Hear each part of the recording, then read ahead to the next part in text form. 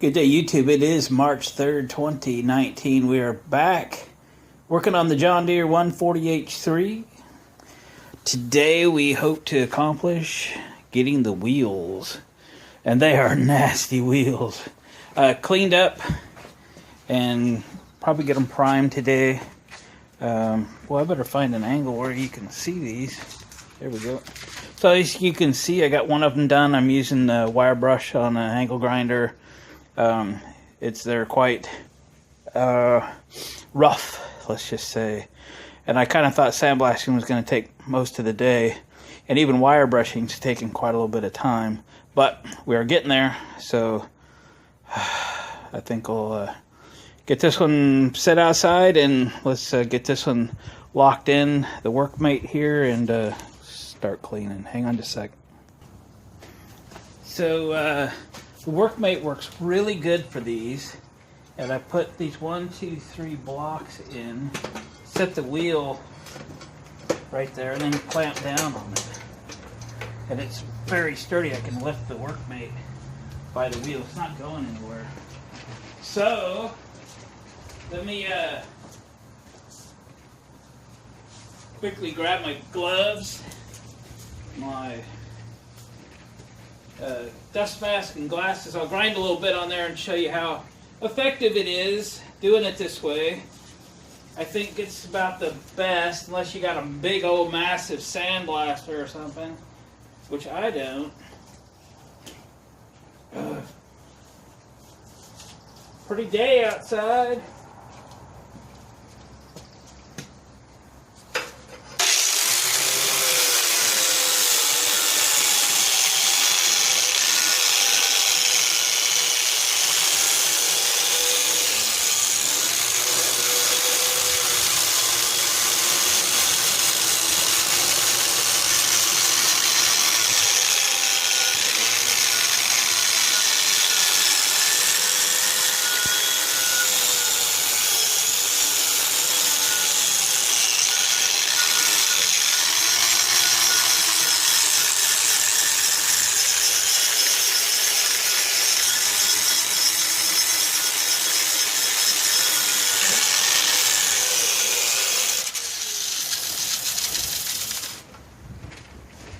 Well, you can see this part of it doesn't go too bad.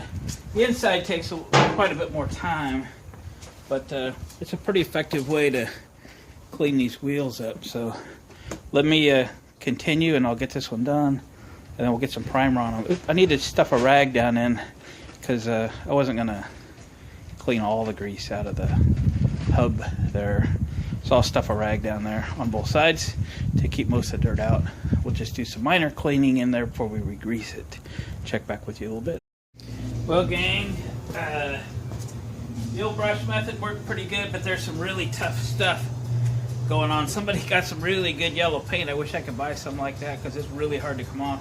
So I'm getting out the Sandblaster, Speed Blaster. This one's by Mac Tools, but you can pick up one of these at Harbor Freight or wherever. This one was a yard sale find. I just went to a big box store and just got some fine regular sand. I wouldn't recommend regular sand on like fiberglass parts or aluminum, but on a rusty old steel, should work really good.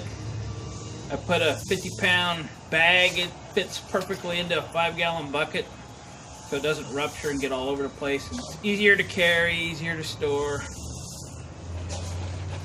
Almost full. Takes a lot of air to run one of these. I got a pretty good sized compressor, but about the time this thing is out of sand, the old compressor's getting down there on air.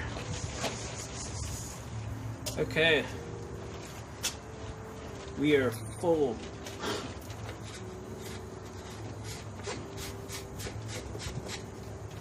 Cap on. Come this way. Walk with me. This is a messy, messy, messy job.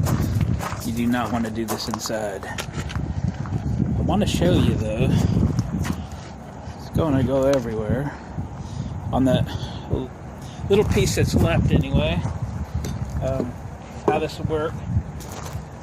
So I'm going to use my welding helmet as a face shield. I bought a face shield not that long ago and it just didn't last very good. So I'm going to use my welding helmet, try and keep the sand out of my hair. Okay, so haven't used one of these. You simply hook it with the compressor.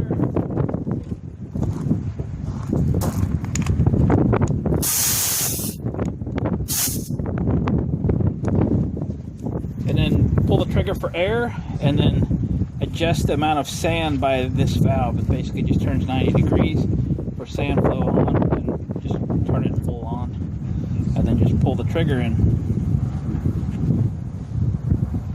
blasts air. There we go. Okay, let's do this one.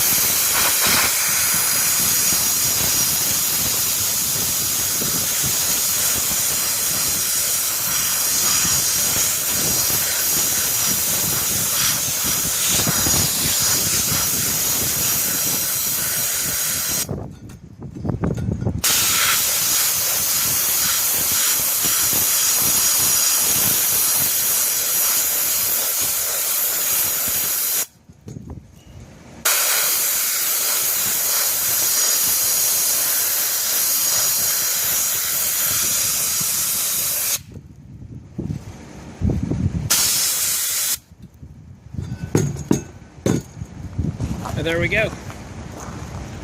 Is it perfect? Nope, but neither is the rest of the tractor. Alright, moving on to the other wheel. I got just a little bit to clean up on it, and we'll wipe it down with some paint thinner. We'll get some primer going. Alright, we got them wiped down. Mineral spirits. Do the back sides first, right? Then you flip them over because we don't care so much about the back. Really windy today. Not the greatest day for painting, but gotta do it.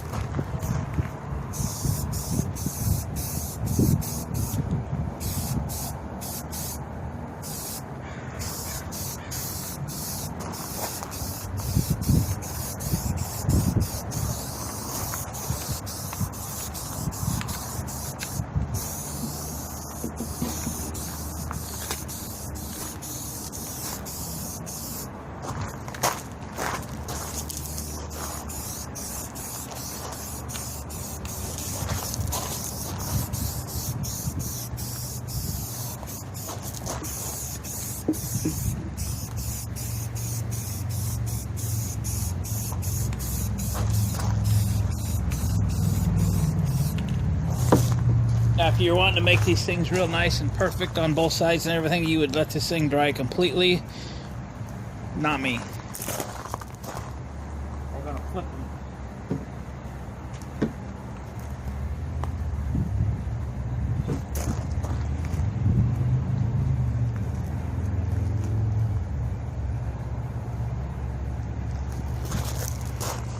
me, it's about get it done this weekend. Not recorded. It's a pristine condition. Making her nice.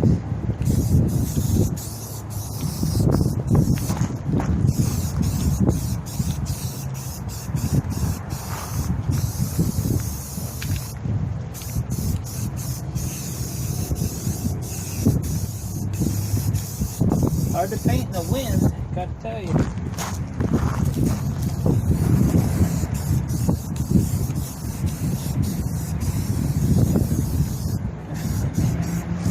It's a challenge.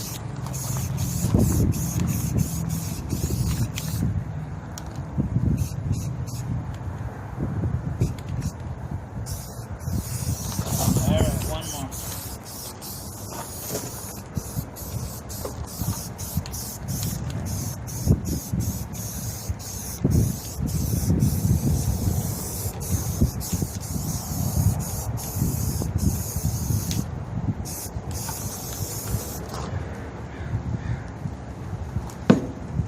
Alrighty. That's a primer. I'll give you a closer look. There we go.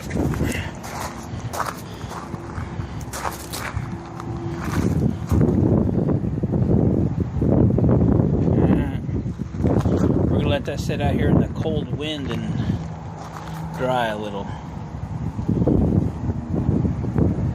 I've told on other videos, I buy these tall cans of Rust-Oleum at Home Depot, and if you buy 6 cans or more, it's a case price, and it's almost $1 per can cheaper if you do it that way. So I buy all my paint that I'm Rust-Oleum spray cans in the tall cans if it's available, and get 6 in a packet or more. And it's much cheaper, so buy it that way. Alright, checking back with you. Well gang, primer's dry. We're just gonna let these things cure. I'll just leave them sit outside for a couple of days. And I have only one tire for these. I have the tubes. I always put tubes in them, especially when these wheels are this rough around the bead. I don't know how else they'll seal, but I always seem to end up putting tubes in them anyway, so I just put tubes in them anyway, right in the beginning. We don't have to fiddle with it. So, I got one tire here. One tire will be here in a couple of days, so probably next weekend we'll get tires mounted up. We'll get the wheels painted, we'll get them back on the tractor, and we might make that tractor drive around just a little bit, and we'll see what's next. I know I got to get the charging system working on both of the 140s. I've got one new voltage regulator for them, and pow. I think that one is junk. I hope it is, because I bought another one, but I only bought one and I might need 2. Anyway, I don't have a battery tray in it right now, or the battery in it, so I'm not even going to fool with it for the rest of the day. So I think we'll just end this video here. Made just a little bit of progress today, but I got some other things to do. Hanging a heater that I bought a couple years ago. And maybe I don't have to have the propane heater in here so much, or having to deal with lighting the furnace in here. Anyway, I just thought that heater might be nice to have. I picked it up at the yard sale for $5. So anyway, I just got to hook it up and we'll be good to go. Gang, thanks for watching my videos. Appreciate you hanging out with me every weekend, and we'll catch you on the next one. Okay, just a little bonus footage. Finished putting in my heater. Look at that. I had picked this thing up at a yard sale, oh gosh, 1.5 years, 2 years ago, something like that, and $5 at a yard sale. It's a 240 volt shop heater. It's sorry for the noise. Markel Newton. Let's see. Anyway, it's the bottom of it's just under 6 feet high, so it's blowing right down on top of me when I'm working on stuff here on the lift. So I'm going to shut it off because I don't really want to leave it on today.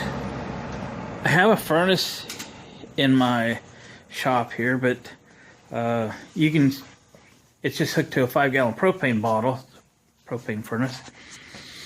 And you know, if you leave the pilot light on, you can burn 5 gallons of propane up in a week or two. So I don't, and it just comes a pain in the butt to light. You gotta crawl down and take the thing off, and anyway, it lights fine, it works good.